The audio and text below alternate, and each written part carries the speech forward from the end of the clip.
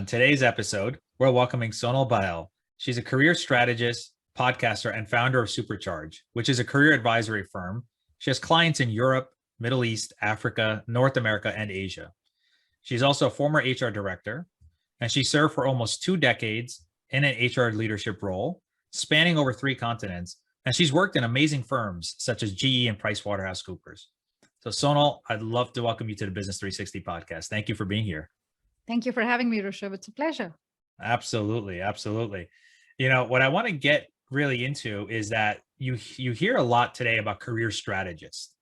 And, you know, I mentioned that you have a firm called Supercharge. So I think that'd be great to kind of give our audience an explanation of what a career strategist is and what does your firm specifically do? Great question.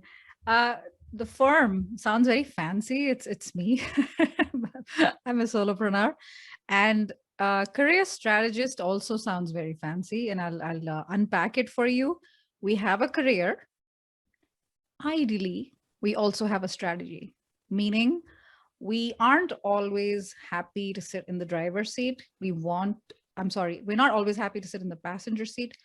Once in a while, it's important to sit in the driver's seat and know where you're going. And if you don't like where you're going, you got to do something about it. Either you take out a GPS or stop and physically ask for directions, or you're like, I'm tired of driving, actually.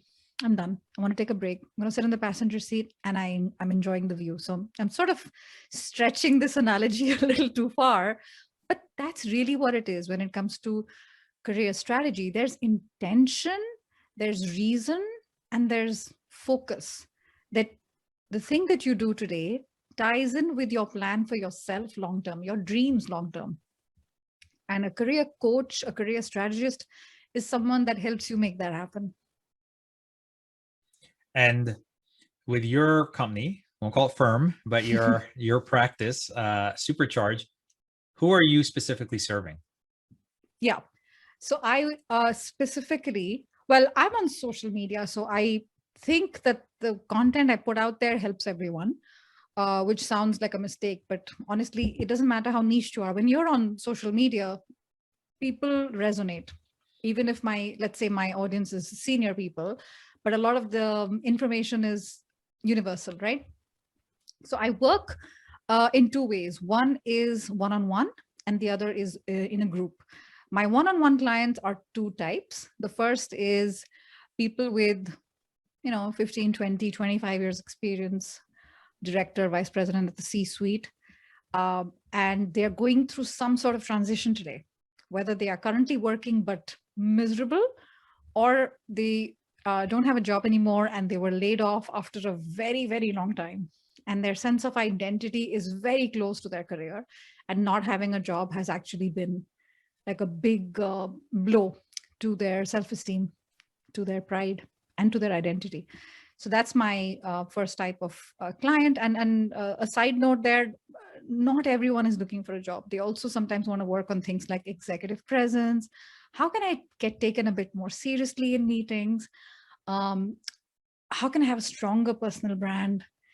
So that when I speak up, it's taken much more seriously than it is when John speaks up, for example.